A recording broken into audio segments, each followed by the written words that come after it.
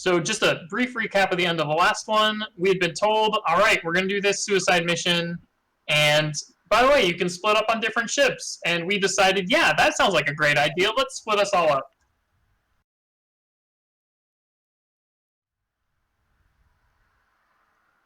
Yeah. Oh, actually, there was one thing. We had our dramatic goodbyes sort of spontaneously at the end of that session. And one that I wanted to mention, just because I don't think I did last time, was at one point in the emotional conversations as the ship rocked in the storm, Dailu and Vinaya had been talking, and Vinaya had invited Dailu to come drink tea with her because they were talking about some real shit, mostly killing God and stuff. And Dailu had said, "No, I need to go yell at Orin." And Thane and Vane and Sato, and just kind of fucked off from that conversation. But as they were saying their dramatic goodbyes, Dailu suddenly realized she might never see Vinaya again, and was like, "Vinaya, if we make it out of this, I will drink tea with you." It was very sweet. Dailu frantically being like, oh no. Which again just makes it so much more funny to me that, like, when Vane was like, "I'll be okay," everyone was like, "You're gonna die. You're gonna die." Just really trying to back him away from the edge of jinxing it, you know? we're just trying to anti-jinx it. Like, no, Vane, you'll be a dead man. By which we mean you'll live, our beautiful friend who we like so much. And I think, and Sato said to everyone, like, everybody else was kind of doing their dramatic farewells, and Sato, I think, just said, like, "I will see you again." Yes. And then was like, "I'm done." Which I love, because it was actually really sweet, and also so Sato just be like, "Okay." That's also a very Sato thing, right? Yes, it is. Let's see. Sato says that Sato will be fine, and you all accept that. Then I made Orin promise not to lose her book at the bottom of the ocean. Yeah, I don't know if we mentioned it, but Orin's had your book for a while at this point, right? And has been reading it pretty regularly. Yeah. On his own. Yeah, yeah. What was, I forget, what was the reason for that? Because he was looking for... in character, none of you know. Orin just asked for the book. I don't even think anybody knows that he has it other than Vinaya. Then that's good. That's enough. We should probably leave it there unless you want more. But I can tell you what Vinaya assumes, but also you may not know that. Oh, I mean, she just assumes that, like, well, because there's Fey magic in there, apparently. So he must be looking to do more magical research to figure out if there's some way to kill Echo or whatever. It's fine, I'm sure. Or to locate Echo or get to Echo. Yeah, whatever. More information about Echo and what she do. Those are all theories that are possible. That's what he wants, so yeah. I'm so glad Orin has Thane's thoughts in his minds. So yeah, we split up onto different boats. Orin and Sato are on Lim's right hand. Vane and Vinaya are on Lupo Vertigo. Dailu and Thane are on the Salt Catcher, which is captained by Foxway. Right. Let's see. Lupo Vertigo is captained by Haru, and the Lim's right hand is obviously captained by Orin. Yep. And Dailu and Thane are co-first mate on this ship. Yes, they did not have any officers other than captain, bosun, cook, and surgeon. And one of Dailu's conditions of joining the ship was that she would be the first mate, and then day one realized that she was going to have to make intelligence checks to sail the boat. And was like, "You want to go first mate? Help." Which is how I was reminded that Thane also does not have a high int score. I always forget that. I always assumed that Thane is like the int rogue, and no, these are two dumbasses.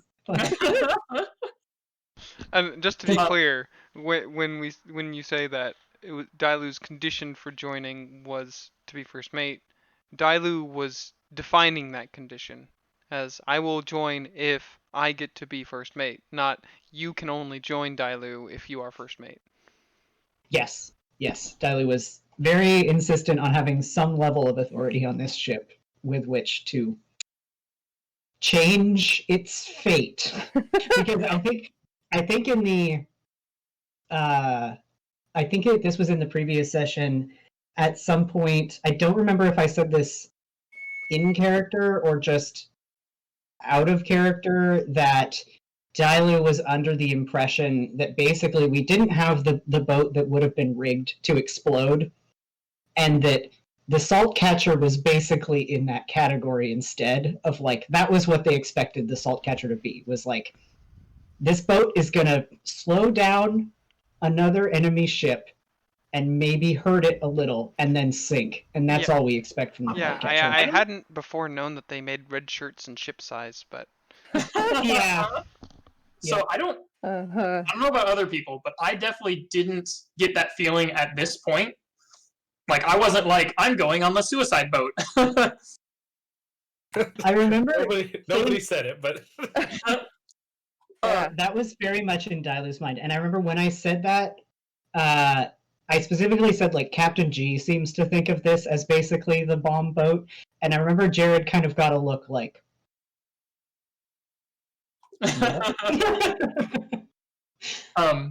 Also, I forget again if I had said this on this recording or if this was something else we were talking about, but Paul at this time still thought that Captain Foxway was like this super BA captain that just was like using his drinking stuff, like, I think I'd said this before, but like the drunken monk sort of trope or whatever. Like, right, it was like a disguise. Yeah, he's emotionally. super the awesome. drunken spy. Exactly, yeah. So I was like, cool, yeah, that's the perfect boat for Thane. This is gonna be awesome. Dailu was making a rare. This was actually kind of an important character for Dailu, because Dailu definitely did think that this was the death boat and was pissed off that we had a death boat, and didn't want to watch a bunch of idiots drown, and was basically just like, yeah, I'm gonna go over there and prevent that boat from sinking. And also, at this point, Dailu has a cloak of water breathing, and Thane has a ring of water walking. So there was also a sense of like, if this goes really bad, we just we just run off to a different ship. All right, here we go. Oh, sorry. I know, we keep... Okay, one other thing. We had mentioned the super cool map that Jared had when we were like going grid to grid to grid of basically the water and the boats. And here, I think, was the first time that he showed us. It was kind of like a slightly zoomed in version of that, where we were just kind of looking at one square of the different ships in a certain formation. I thought it was literally that we just zoomed in on the map. Was it? Am I crazy? No, I'm crazy. Never mind. Ignore me. I think you might be crazy. Yeah. Well, effectively, that's what we did anyway. But anyway, yeah. So I don't know. For me, that was just really cool. Of like, all right, now we're in formation. This is real. We've got all of our ships. We could see which one was which, and like we had written in like, these two people are on this ship. This is on this ship. This is on this ship. And I want to note a couple things about our plan here. So, our formation is we have the orphaned throne in the back, in the center back. Then we've got on either of her sides, we have Captain Haru's Lupo Vertigo on the left, which has Vane and Vinaya on it. We have Captain G's bread and breakfast. But we refer to it as bed and breakfast. Anything you could think of that would be and or be. Yeah, it was fantastic. Bane of Bounty on the right side of the Orphan Throne, and then on the far outsides going forwards in a V, total V formation, the very edge of the left wing, we had our ship, Lim's right hand, with Captain Orin and Sato on it, and then on the far right wing we had the salt catcher that had co-first mates Dailu and Thane on it. Some other things that we had talked about prior to setting off was like Orin had requested Tara to make this very special kind of ammunition that when launched out of a mangonel at incredibly close range, like 10 feet away, it would then be able to jam up the oars, because the oars were now what people were using to actually be able to move the boats, because taking the sails out would break the boats.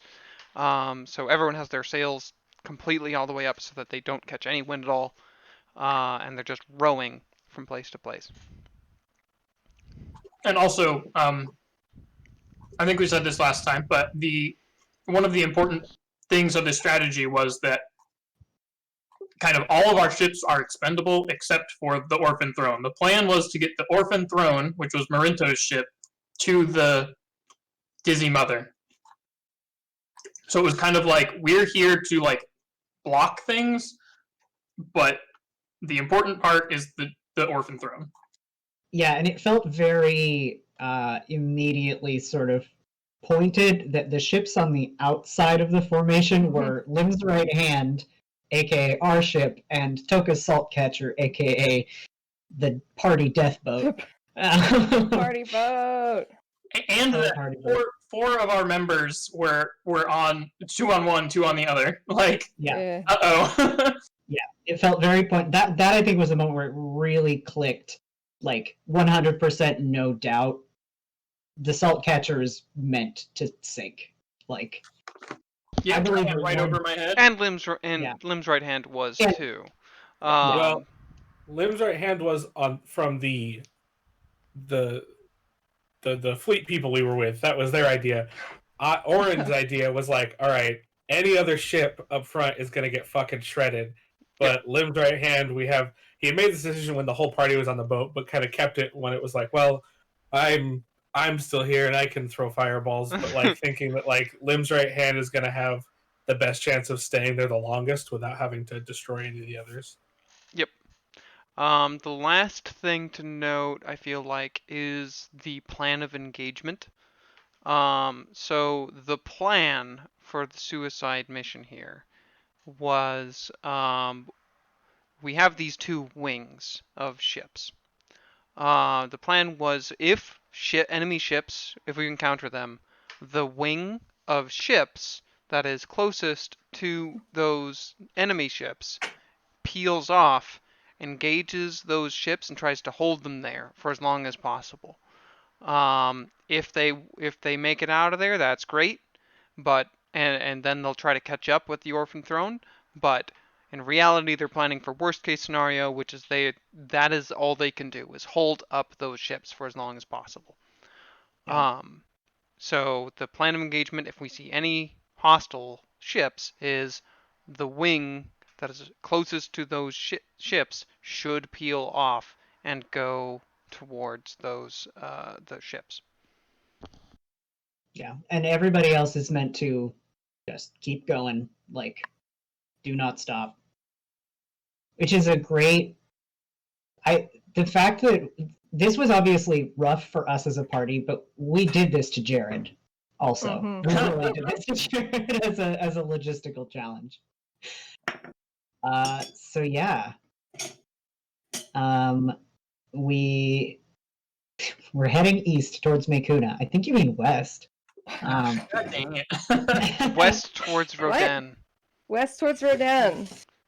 East is towards Mekuna. I think he's east right, to Rodan. actually. No one knows. I think it's like a weird. I know. So I think that Paul's note here is actually correct, because we turned around, basically. Scout was trolling, I think. Yes, I was trolling. I said the wrong thing on purpose. Yeah, we have a None of history us of knows having it this well wrong, enough which is for why us the to clarity is joke about important. it yet. Yeah, everyone watching is now even more confused than we are right now, which we're also confused. So This is meant to be an immersive experience. We're trying to bring people inside the fiction. And this is what it is. Okay, It's just like, for the oh, recording, really quick. So we had been coming from Mekuna towards Rodan. Mekuna is in the east. Rodan is to the west of Mekuna. We were sailing. We got pretty far. We went to that island with Wave.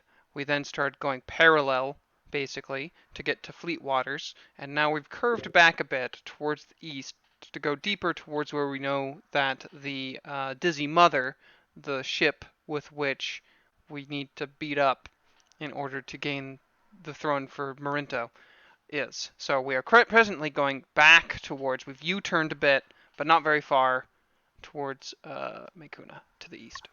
Yeah. And note for the editor, we'll edit AJ's part out there.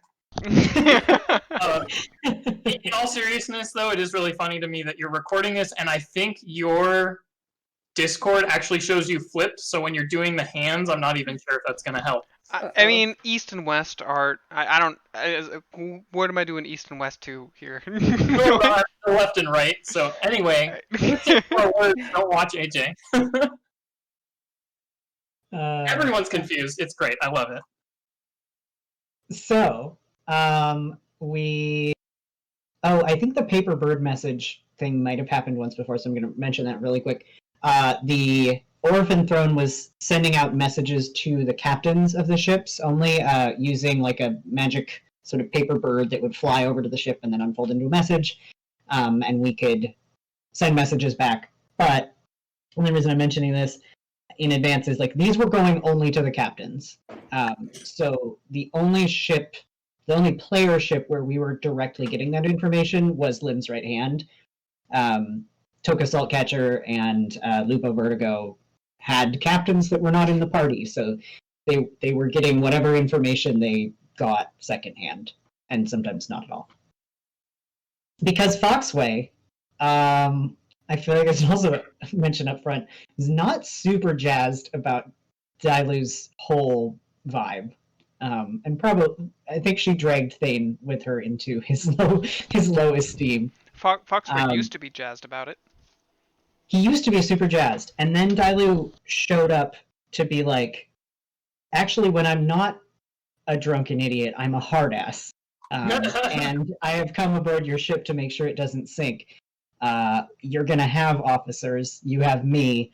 I'm going to spend, these 2 days of prep crawling around your ship, calling out things that are wrong and bullying your crews and taking away their liquor rations until they behave, etc., etc. Well, yeah, so we actually had a plan, which was the good cop, bad cop thing, where Dailu would be like that, and then Thane would be like, oh, no, it's okay, guys, or like, be the good cop, basically. Like, hey, I'll be your friend. Yeah, let's do this thing.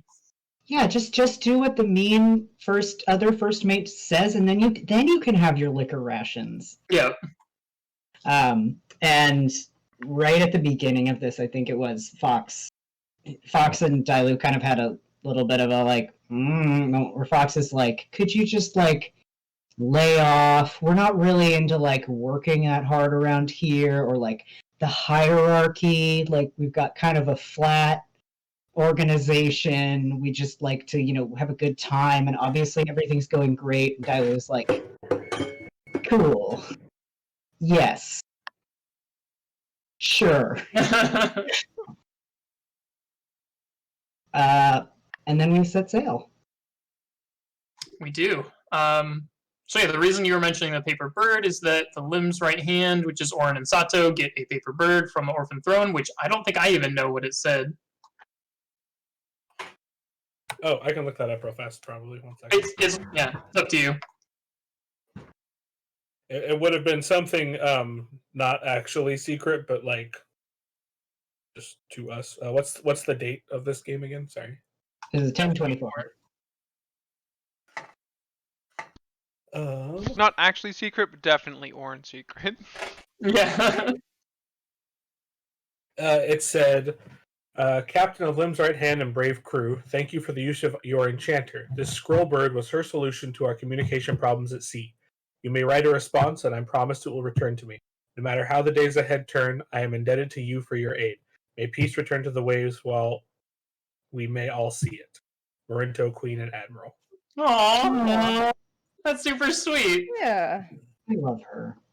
Anyway, Dailu and Thane make some very clutch sailing checks. Which, the only reason that's important is that I don't know about Dailu, but Thane, I don't think, had made a single, like, sailing check, like, this whole time. Like, I was rolling so god-awful for these freaking checks. And then Thane and Dailu get on a boat together, and finally we can make the checks. Yeah, and we so this was again like we still had to roll we had to roll a 20. The DC was actually lowered for Lupo Vertigo and Limb's Right Hand because they had better sailors, but ours stayed at 20 because ours were not good. And I know the first day we both rolled above a 20, and it was amazing. Yeah. And the second day, at least one of us made it. So we made it. It was power of friendship. One of the reasons that's important, though, I think, just for playback, though, is that I'm sorry. Correct me if we've already said this. My brain split. But if because of the way they're moving, if one ship falls behind for any reason, the rest of the ships are not going to like stop and wait. So if we fail like checks regularly and we fall way behind, like we've just fallen behind and we're not going to be able to catch back up. Yeah. And even if we just fall behind a little, we're now ruining the formation and the plan that we all just talked about. Yeah, it would mean that like if the Salt Catcher were missing from the right side of the formation, the Bane of Bounty and or the Orphan Throne might be attacked from that side. Yeah. Which will be important in a moment. But first, Oftrong and Sato have a conversation. Oftrong is kind of out of sorts and told Sato. I'm not sure if this was where, but Oftrong told Sato a bit about her family, and that her family had basically a history of like sacrificing themselves for the fleet, and that she didn't necessarily want that. And she kind of asked Sato, like, "Are you okay with this? Are you all, okay with dying for this?" I think Sato's answer was like, "Yeah, well, we're not going to, so yes." And then Sato told her, like, "But, you need to do what is right for you. You need to choose what path you want to be on. No one here is going to tell you to die for something you don't believe in." And remember that Oftrong is the one who has been basically cursed. All the ships they've been on have been destroyed in some bad fashion, and like was even worried about coming along with us because we'd be cursed and all that. Yeah. And then we brought her into all of the most cursed situations possible. Yeah, cursed waters and yeah. Cursed waters, suicide mission. And just to clarify, not as far as we know, like D&D mechanically cursed, but just like narratively by their own description. Yeah, narratively cursed. Yeah. So day 33 or day 99, since we set sail first, an enemy ship appears. I believe this day the Salt Catcher fell behind.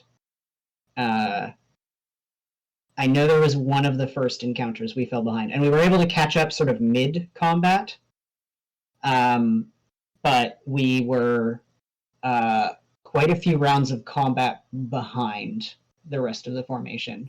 I don't think it was so bad that it really mattered. Well, it didn't matter because they didn't attack our side of the formation. Right. But yeah, we were back a little bit in the first couple rounds. We were just working the sails and trying to hurry up. So an enemy ship appears named the Age of Swords. This was fun because obviously these ships aren't familiar to us, but because all of the sailors on our boats know these waters and know the fleet, a lot of the ships being sent against us were like known for something, known for their captain was like, "Oh, that's a dangerous one." Our crews would be recognizing it and being like, "Ah, that's the Age of Swords." I just thought it was a really cool detail that Jared put in there. So it appeared on the far left, closest to Lim's right hand. And I love the flow of this sentence. Orin teleports over to the enemy ship. After causing lots of chaos and damage, he turns into a potted plant. Yep. Which is classic. So this was our first taste of naval combat. These ships were appearing 1,000+ feet away, and then if they got within 800 feet of range, we could hit them with our mangonels and vice versa. And if they got to within 300 and 400 and something feet, we could hit them with the ballistas and vice versa. So the combat was getting like progressively more and more dangerous. And just mechanically, we had fewer shots than they did as well. So the long range fighting was rough. And that was why it was important for Oren to do his nonsense. Pretty quickly. Go ahead. AJ. Is this the one where the Lupo Vertigo didn't pull off immediately?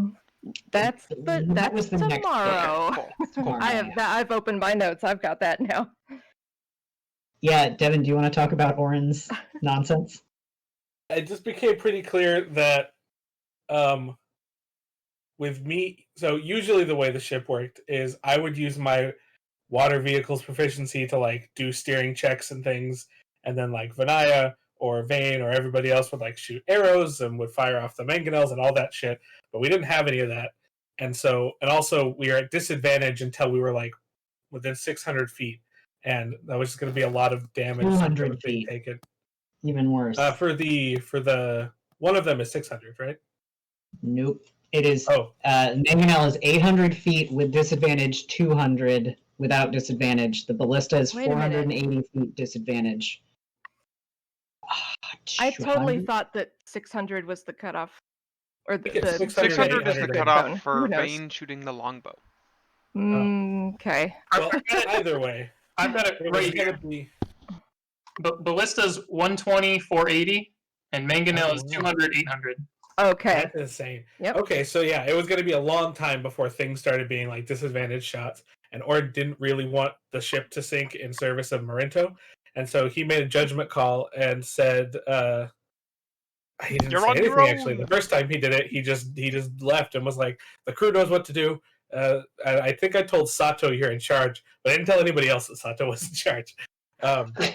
And so I teleported over there in the crow's nest so that if anything went completely bad, I'd at least be okay.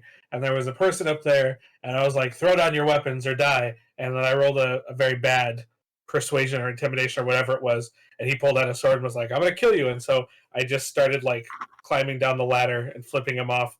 And then I cast something on the way down that's what it was.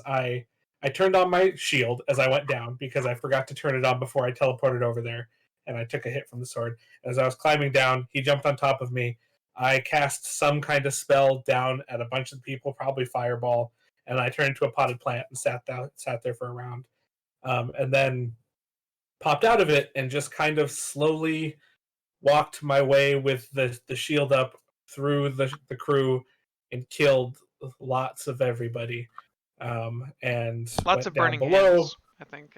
Yeah, lots of burning hands. I don't know if this was the burning hands time.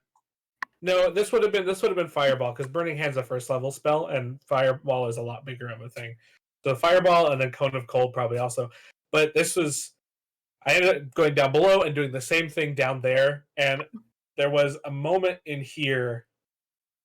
I think, Scout, I talked to you about this. Would that have been... I should know this about my character, but I talked to you about like what Oren was feeling. Would that have been this fight or the one that we recorded? I think it was this one, right? I'm sure it was kind of both. Okay. Yeah, I think it was this, because I think this is where I started shooting people that were rowing. Like, I'm going to slow this down. Yes. And Oren has a moment where, because Devin had a moment of just kind of like cognitive dissonance of playing a game and like being in a fight, but also like realizing what you're doing, of like, I'm just murdering 40 people at a time, but I can't stop or they'll all kill me. And so there was a nice little shift of like, oh God, what am I doing? Nope, we're going to bury that deep down and cast another fireball. And our ships ended up ramming nose to nose, but I think they both had rams, so it kind of just stopped each other. It didn't do a lot of damage to the ship, like it says there. And by the time everybody got there was only 30 people left alive, and none of them were the fighters. And so we just kept on sailing. I got back onto the ship, and none of them wanted to join us. They were all, ride or die for the fleet. And then I got another letter from Marinto. Resets place in here. I think we also blew up their ship as we left. We did, but it was after Marinto told me to. Oh, okay. And after you took their Oh. captain's journal, of course. Yeah, so as this is all happening, I was also just kind of walking around, and I went in and I got the captain's journal and looted things, and they were all trying to like push me and stop me and throw things in front of me, but it wasn't really working because I kept killing them. I felt bad. Orin felt bad, but this is Because at this point, like Yeah. at the point you went below decks, it was like you were no longer dealing with armed fighters. You were dealing with like the people who had been rowing on the oars who were now resisting you, and you were just kind of setting them on fire. yeah, it was. It was Only the Orin- subtitle. The subtitle of this session is War Crimes. And also, I remember War one crimes that moment. only Orin saw. I remember one moment where they successfully piled a bunch of oars in front of you to stop you from being able to move forwards. Yeah. But it was right after you'd gotten wild magic to be able to teleport every turn. So you just teleported past it all. So I think I could be wrong, but I think we're mixing up this fight and the next fight. But I could be wrong because, well, we'll see. I don't remember either. But either way, after this fight, Orin killed a bunch of people, and he will continue to do that as this whole war continues, pretty Spoilers. indiscriminately. Well, for this fight and the next, because I think we've merged them. But after we were all done and we were kind of making our way, Marinto sent a bird to Orin that said, "Scuttle the age and move on. No prisoners. Congratulations on your first victory." And so we sank the ship. Some of the people that were in rowboats were quickly capsized by the water, and we just continued on our way. Yeah, Dailu and Thane were like the Lupo Vertigo was close enough that they could make shots, both from Vane's longbow, shots, and thank you, and mangonel shots on the Age of Swords while it was fighting. But the formation was spread out enough. I think this is worth noting that there was over 1,000 feet between the edges of the formation. So Dailu and Thane's ship could not do anything about this, and Dailu at one point went to Foxway early in this fight and was like, "Hey, let's angle in so we can at least take some long-range shots on them." And Foxway was like, "Nope, absolutely not. We are holding course." Well, Which, I think he said something like our orders were to not engage or something. yeah. Which, in fairness to him, yes, that was our orders. Dailu definitely took that as like, you also don't want to engage. And that's a thread we'll pick up on soon. I also got that vibe from him when he was talking. Yeah. I didn't. I thought he was a really good sailor that was just following the orders of the head sailors. Yeah. Okay, Yeah. so yeah, we win that fight. I should say Orin wins that fight. He gets the captain's journal, which just speaks highly of two captains. I missed whatever names they were, but it basically was talking about the ritual, and it said something along the lines of "any day now," like Yeah. they were real close to having it. Also, important note from there that we skipped over. At some point during the fight, I believe Sato noticed that Oftrong was not there. Oftrong and a small boat were missing from Lim's right hand. Yep. Oh, yep. And we don't know what happened, but one thing that we do know is that every other small boat we've seen go in the water during this fight has been capsized. So we don't know what's happened off wrong, but Orin assumes they're dead. Yeah. I hope that she, like, snuck aboard the Orphan Throne, maybe. Because, yeah, otherwise not great. Oh, and then, yes, two other notes at the top of this page from the Captain's Journal that Orin got was, this ship had been near the Dizzy Mother recently, and there was reference to a barricade around the Dizzy Mother, which was in line with what we had kind of expected to be the case. The next day... The next day. Things get dicey. Riffraff talks to Dailu and is like, "Hey, cool fight we watched yesterday. How about we get in the next fight?" By which I mean, you will get in the next fight because I want to get in a fight. And Dailu was like, hey, so that's not exactly what the plan is. We engage with the ships that we're supposed to engage with and otherwise hold course. And also that one was 1,000 feet away. And Riffraff is like, what I said was, next time there is a fight, we get in the fight. And Dailu was like, Dailu at this point knows about what happens when swords give you ultimatums in this game, and you don't go along with them. So Dailu was like, this is an issue. Because, like, Dailu is a melee fighter, obviously. So in order for her to get into this fight, we either need to ram another ship and jump aboard, or she needs to go for a long swim by herself. She's technically capable of. In hindsight, like, there weren't even enough rounds for us to have gotten. No, I think even into mangonel range, it's like it's so far away. Yeah, there was no way. So it was a sense of like, yeah, Dailu was like, are you gonna make me like try to swim to the other ship? Like, what are we gonna do here? And Riffraff made it very clear that she did not care at all if Dailu died in this process. She wasn't willing to really acknowledge that was a serious problem, but was also like, yeah, you know, I want to fight. That's what we do. Dailu told Thane about this and was like, what are we gonna do about that? And then Thane and Trespasser had to talk. I think AJ had something real quick before we. Oh yeah. No, okay.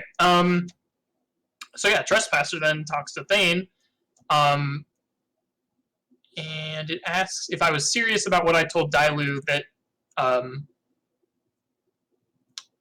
I think Dailu and Thane strategized, and the only thing we came up with basically was like, Thane was like, if you need to go into that battle, I will come with you, and B, like, well, maybe we just, you know, try to ram another ship as quickly as possible if it comes at us, so we can go in and melee fight this with a boarding party. That was exactly it, now that you mention it. Yeah, we were like, okay, well, let's just board the next ship. Like, if it's near us, let's just board it, and we can kick butt. Like, we know we can handle ourselves in a fight. We'll be fine. Yeah, let's just give it what it wants, because you always give swords what they want, you know, so that they don't, you know, mess with you. So, yeah, let's just do that. And then... This was such a rough, like... We've talked before on this podcast about Dailu and Thane's hubris vis-a-vis bad swords, and this was such an immediate thing of Dailu and Thane being like, oh no, what if the exact thing that we knew would happen, or would have known would happen if we had one brain cell between us? What if that happened? Oh no, what do we do about this? Why did no one warn us? How could we have seen? Yeah. How could this have happened? Yeah. So yeah, then Trespasser talks to Thane, is like, were you serious about that? Like, you're just gonna go looking for danger? And Thane's, I mean, there was some back and forth more than this, but basically Thane's response was, hey, look, we really don't want another Black Razor. This is actually against danger, like, maybe the lesser of two evils, if you would. Trespasser. Oh, no, sorry, I was preparing for next bullet. Okay, yeah, go for it, because yeah, I'm done. So Dailu goes to Foxway because she had gotten the vibe that he was not super jazzed about fighting other ships, and is like, hey, how about this? Next ship we see, we ram it, and I show my stuff, and I get in, you know, melee range, and Foxway was like, no, I think, in fact, I think his exact framing was like, you know, I think Marinto is really counting on us to be with her when she takes the Dizzy Mother, and that, in fact, what our orders are is to not engage with any other ships and get away from them as quickly as possible. Yeah, it was like, oh, go ahead. There was a lot of phrasing like, no, we'll stay away from the ships and we'll keep ourselves ready for the final confrontation where they'll need us. And then I remember you saying things like, those weren't our orders. We're supposed to engage the ships and get tangled with them and stop them. And he's like, well, but I mean, that's not for us. We need to be there at the end, the last bit, because we're like really good boarders. We're really important, and I think it's just very important that we don't get into fights because we're too good to get in fights because we're needed elsewhere urgently. And Dailu and... Oh, go ahead. I was just going to say, maybe I super missed this, and this is just me again having the like blinders on or something. But I don't remember him specifically being like that. It was more like a let's try to fight them before we have to ram them sort of a thing. Like, let's try to just shoot things at them if they're here. But again, maybe I'm very wrong. He definitely did not want to engage. I think he would have shot at them from a distance, but he did not want to tangle with another ship. He gave a big impression that he was not planning on closing with anybody, and preferably making distance.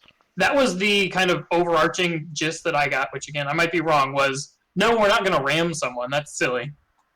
I think that you could interpret his words as when he was saying that we're needed for the final confrontation as, we're the secret weapon, we're the cool, really good ship with all the really good guys, and don't worry about it. Which I think... But he was definitely... that's how he was kind of... tried to dismiss the conversation.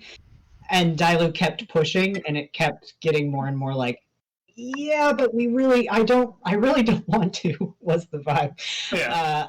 And I remember Dailu just sitting there like, I have to persuade this man. And the thing that I came up with in the moment that I still don't know if it would have worked or not, was being like, we are not in front of Captain G, who is right there, going to fail to follow orders and engage with this ship. Do not embarrass me in front of that man. If Captain G sees our ship like turn tail at the first sign of danger, I will die of humiliation. So we can't do that. Foxway wouldn't do, because Foxway is a really good, secret, awesome captain that knows exactly what he's doing. You just gotta put your faith in him. I love the things we learned in this recap, which is that Paul is just over there like, oh, Captain, my Captain. 100% for sure. Paul and Thane were like that. Foxway or the highway. Dailu was just like, she was not sure that Fox was down to clown with the shipboarding strategy, and I think she had one more talk with Thane where she was like, maybe. And then she tried to talk to Riffraff again, and Riffraff referred to Foxway as looking very stabbable. I remember that. He has a very stabbable body. Yeah, he has a very stabbable body, and this was, I think, to do with Dailu being like, well, he's the captain, and Riffraff was like, what? That can change. It was a bad talk all around, and Dailu and Thane, basically started doing the beginning of strategizing for, what if I lose the contest with Riffraff, and this does come head to head,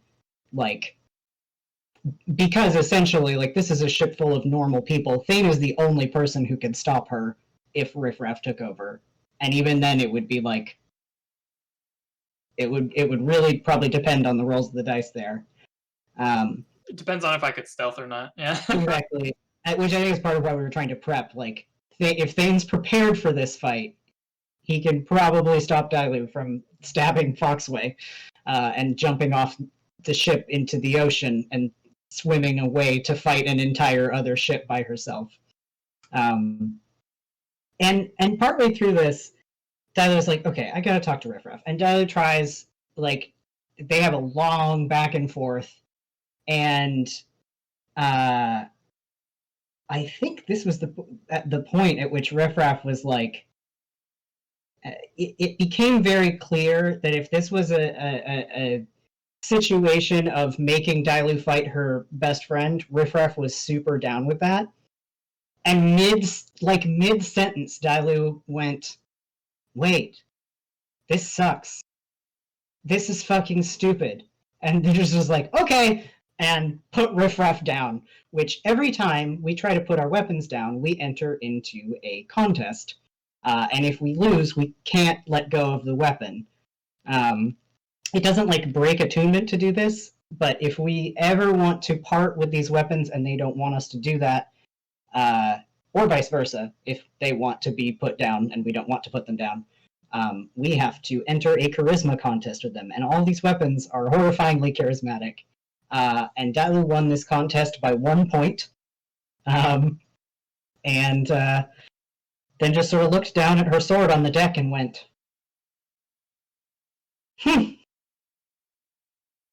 Well, that's a problem. how could this happen to me?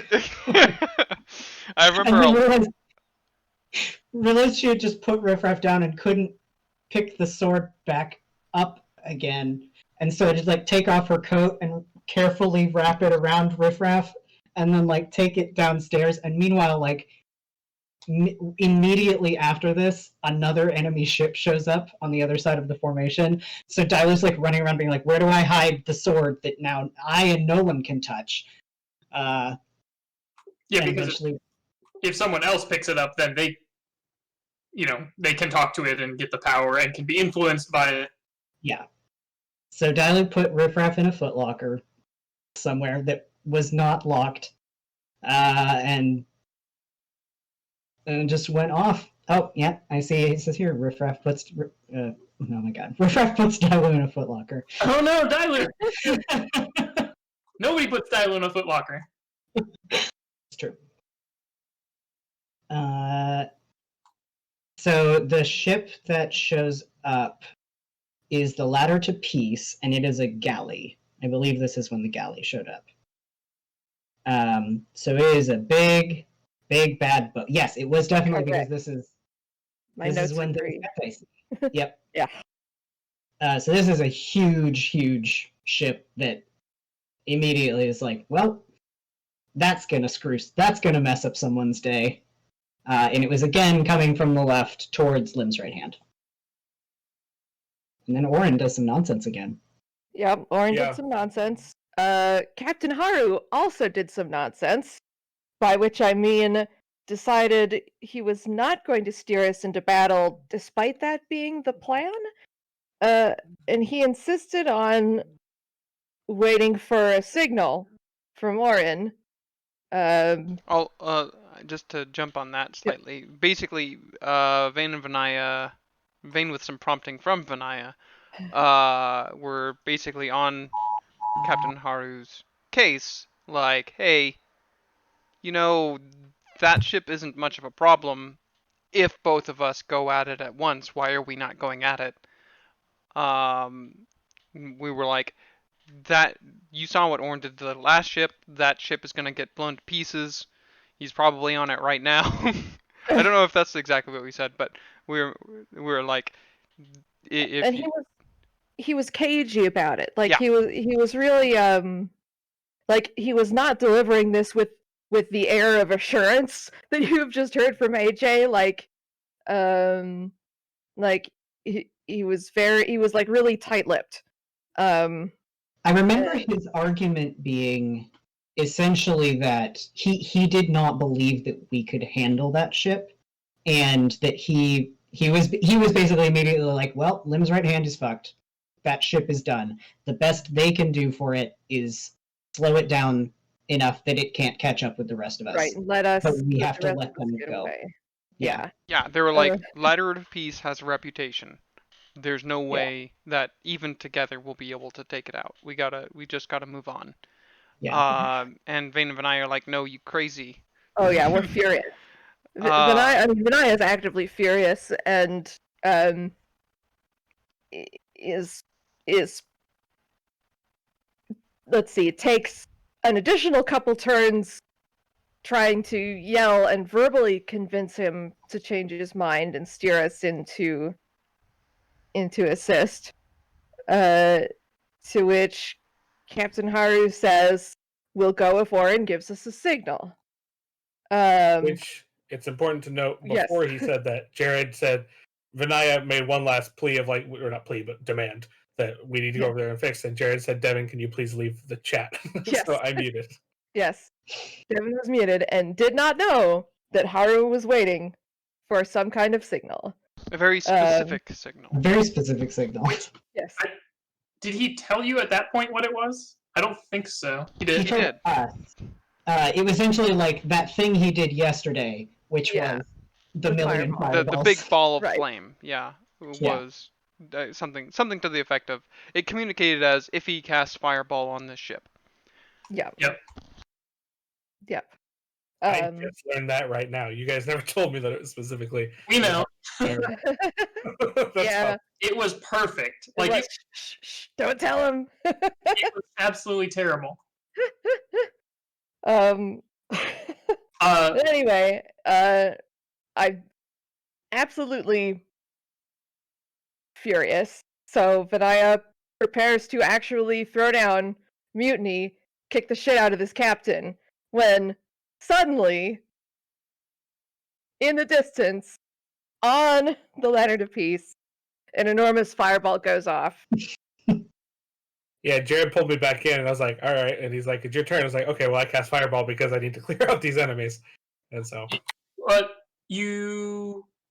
I don't think I did it on myself. Wild magic fireball. I think it was a wild magic fireball. Yeah, so yeah, my notes are that you get the wild magic happens every turn, and then you get a fireball on the wild magic table while on the enemy ship. And when that happens, Captain, I think it was Haru, was his name? Yep. He's like, all right, we're going in. Yeah, and Vane had a ready action to work the ores. Yeah, and Tracy was kind of saying this, but like Vinaya was like turns away from mutinying. This was next turn. My next turn in the order, I was going to attack him. Oh my god, that's ridiculous. So this was amazing. Yeah, it was incredible. It was basically like, Oren, can you rejoin the chat? Not knowing that fireball is the condition for this. Next turn. Yeah. He's predictable. We know what to expect from Oren. Yeah, expect the unexpected. I remember too that when Haru was like, yeah, if he can pull off a fireball again on the other ship, and Vinaya was like, there is literally no doubt in my mind that there will be a fireball on that ship any second now. Yeah. I mean, I knew there would be. I just didn't know if it would come soon enough.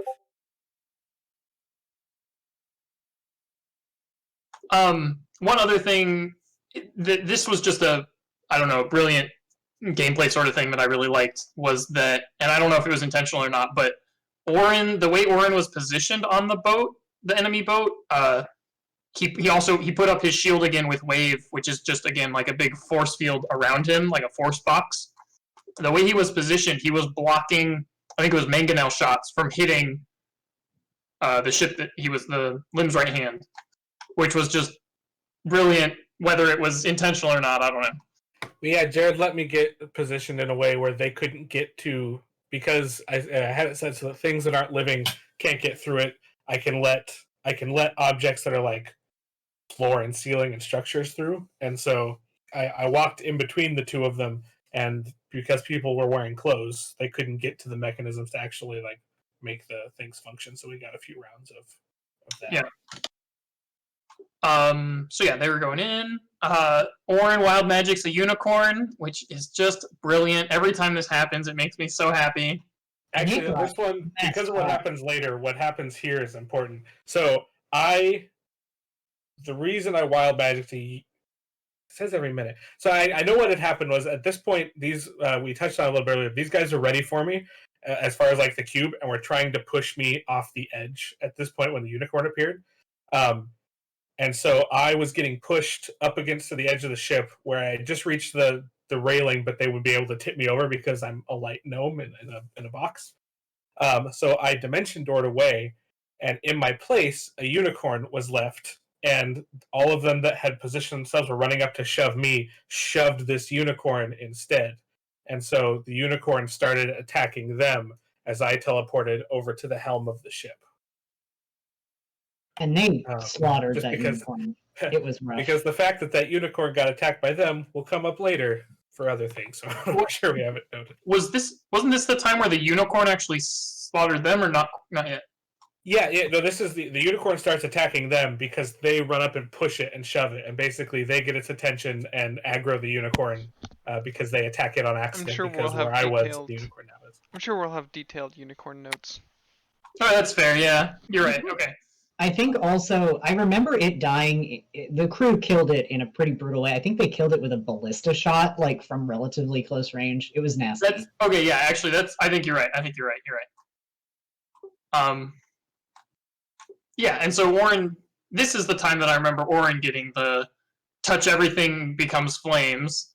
So he just goes around and starts touching everything on the ship. So then it just starts burning. Yeah, this is a wild magic thing where just instantly anything he touches ignites. And still also kind of just rampage killing everyone.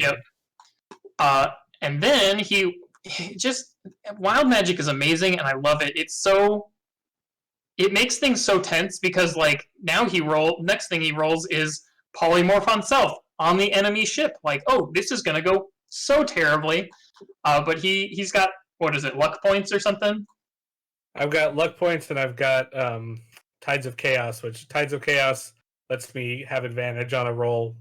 There are stipulations, but and then I can't do it again until a long rest or until if I cast another spell, I have to roll wild magic twice, and then it resets, and I can do it again.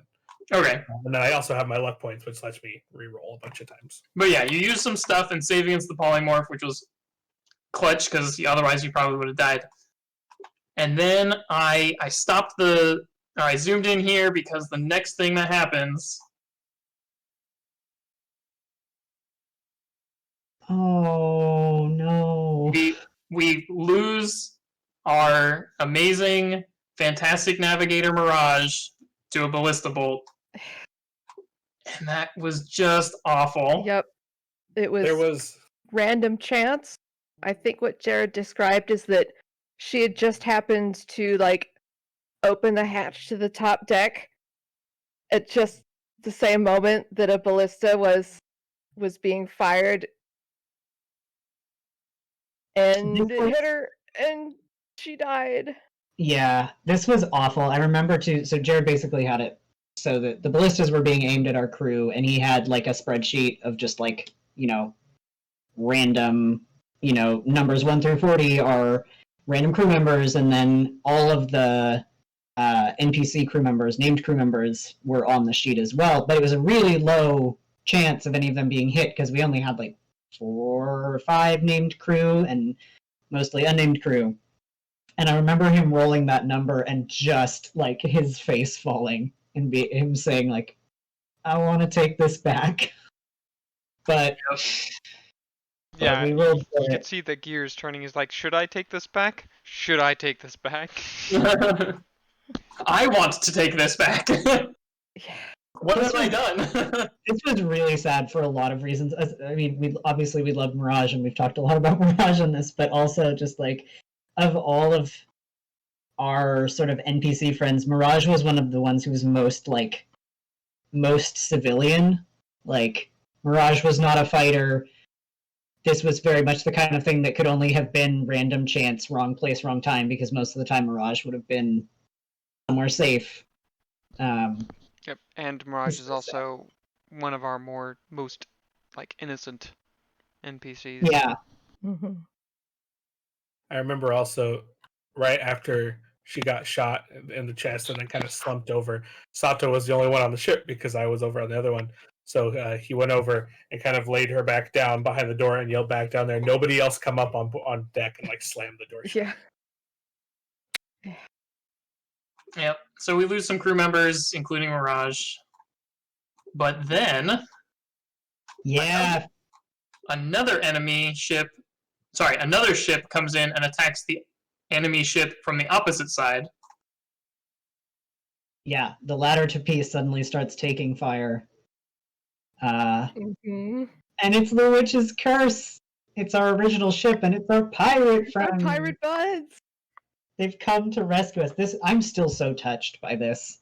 It was wonderful, yeah. Vane was not touched. Vane was incredibly suspicious. No! Well, and in fairness, Fey trickery. The last time we saw this ship, it was a Fey trick, and the last time we saw Captain Buero, she was Echo.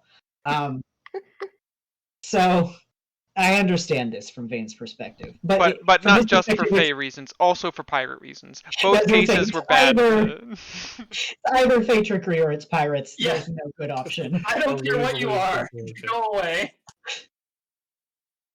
They come in, they help us sink the ladder to peace, which by this point is on its last legs because Orin has killed everyone. And they join the formation. And the ship was getting blown to bits from technically 4 sides, because it was Orin, Lim's right hand, Captain Haru, and the Witch's Curse. So it just got wrecked. So there, Galley. Yeah, take that. I have a note that Thane and Dailu talked about riffraff a bit. I bet that was, what do we do now that you put it down? Yeah, I think it was. I remember that conversation just kind of being like, ruh-roh. This isn't great. I forget, was this where Dailu was like, I need to make peace with riffraff, or not yet? I think at this point, what we kind of ended on was us being like, Dailu being like, I'm not ready to give up on riffraff just yet. Right. Yeah, that's So I still have to try. Read ever. Yeah. What will it take for Dailu to give up on riffraff? We'll see if we find out. So Starnice talks with Orin. She wants to lift the ban on cakes for 1 day to lift spirits. Freaking, this is. I don't remember if we talked about the cake ban. It's just that at some point, Orin found out that Starnice was making cake every day.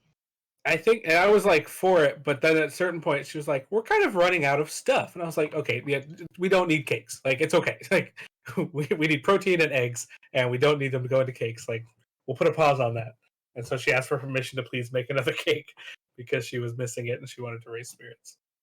And because as a Mirage Memorial cake, I remember Orin being a little bit like, "Okay, yes, it's not a party. This is not a celebration cake, but yes, we do need to raise spirits. Let's walk that line."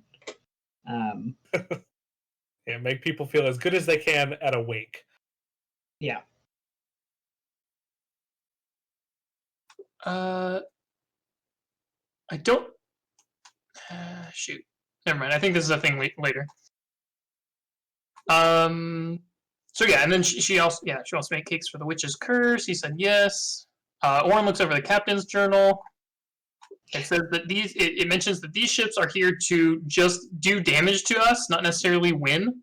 So it's like, oh crap, they're just trying to hurt us as much as possible.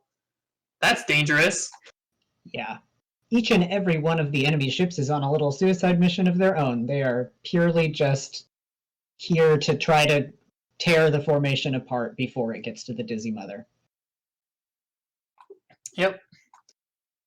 I forget what happened here, but Starnice and Orin bring the cakes over to the Witch's Curse. I remember there were some shenanigans that happened, but I don't remember. It was pretty uneventful. I think we just kind of went over there and said hi, and it didn't really, nothing narratively built up. It was like, hi, we're here for shenanigans, because you're pirates and I'm Orin. And they're like, no shenanigans today, I'm sorry, we're fresh out. Didn't they try to, like, purchase Star Anise, or am I... They tried to poach our chef, yes. Yeah, they're like, hey... We very much enjoyed the cakes. I remember it being something like, well, like the same talk I'd given everyone else, but a little like, well, Star, you can go where you want, but unfortunately, she's just accepted a 20% raise to her fee, and so I don't think she wants to go. And Star Anise was like, yes, and I got my own quarters. And I was like, yes. I think it was something about Scrapper. It was like, and I get my own ingredients. Oh, that's right. It was own ingredients, yeah. Yeah. a renegotiation of contracts that I didn't expect, but I didn't want to lose Star Anise, so. Yeah. And she also, I remember there was something heartwarming in there, in addition to the demands about, like, Lim's right hand being her home now. Yeah, like, at the end, I think she cut in was like, I wasn't going to leave anyways, but I'm going to hold you to what you just gave me. Yeah, it's like, this is my home, but I still want that money, and I definitely still want my own ingredients. Orin got out. At Monolith. Orin got out Orin right there. I remember also Dailu was very excited to see the pirates. and flag signaled over to them, basically just the flag signal equivalent of like, "Hey, good to see you," and they sent her something back to the equivalent of like, "Hey," and then later that day, the Marinto sent out birds to the whole fleet, which is how we, Dailu and Thane, learned that Mirage had been killed, and informing everyone that the Witch's Curse was now going to be joining us, and also carried over a personal message for Dailu that Naramani, Vuero's first mate, who Dailu smooched at one time, is not on the ship and is somewhere else. And Dailu was like, that's probably for the best. One other thing that we ended with this session too is, rather than having like 3 ships on one side, having the way the battle had gone, we moved Lim's right hand up into like the front center, so that we are now forming like a big diamond, and then the Witch's Curse took that position, so that whichever side ships came from, left or right, the Lim's right hand was now going to just kind of veer in that direction and help whichever ship had to deal with it, so that no matter what, Orin could teleport over and start setting things on fire while the other ship shot. So we still had the V formation with Witch's Curse taking Lim's right hand spot, as Lim's right hand moved to the center and front, and directly in front of the Orphan Throne, as the vanguard against the threats ahead. I remember there also being a grim element to this of like Lim's right hand had actually taken a lot of damage because it had been the primary target for both of the ships. It had taken a lot of mangonel shots and ballista shots, and there was a sense of like Lim's right hand is by far the most damaged ship in the formation now. If any ship, basically, if it can prevent other ships sinking and like concentrate fire on this one ship, that's probably worth doing. I just wanted to mention that because like Orin did absolutely wreck these ships, but even so, we were getting a taste of how nasty this combat could be and how thoroughly they could shred our ships, because Lim's right hand was, I think, below half hull integrity at this point. Well, I think actually, unless it was the next fight, was the next one, or was it the second one that had the explosive rounds? I'm not sure about that. So I do have in my notes that no, it was this one. You're right. I'm sorry. Go ahead. That on day 101, so the day after the fight with the Lanterns of Peace, we had stopped basically to do a repairs day, and I have Lim's right hand written down as having 395 hit points when that was complete. We stopped for a repair day? That's in my notes. Huh. It may have been, we may have stopped. I don't remember that either, but maybe it was when the Witch's Curse joined us, of just kind of like. Maybe so, yeah. I don't remember. Either way, though, I think if AJ, you said the fight that we've been talking about was the explosive rounds? Yes, the reason I remember that is because I remember the shots coming in from a distance, and us being able on the Lupo Vertigo being able to see them impact with the water and being able to hit Zim's right hand, but we weren't being threatened by them. They weren't able to reach us.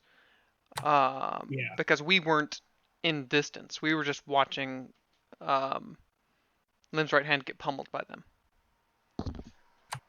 Yeah, so we took just as few hits, but they were doing a lot more damage. Yeah.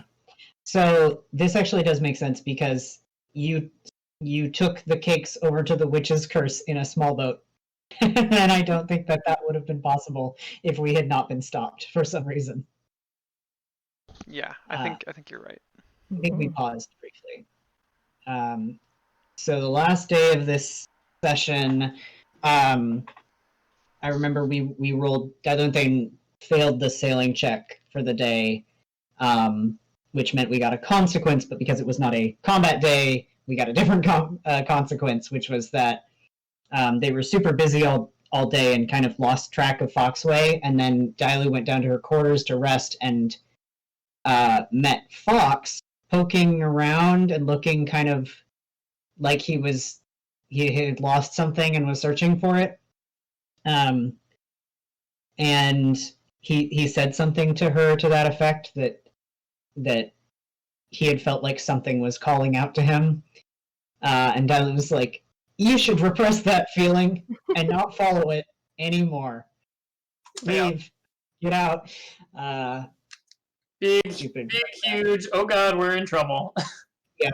Black Razor Part 2. Yep.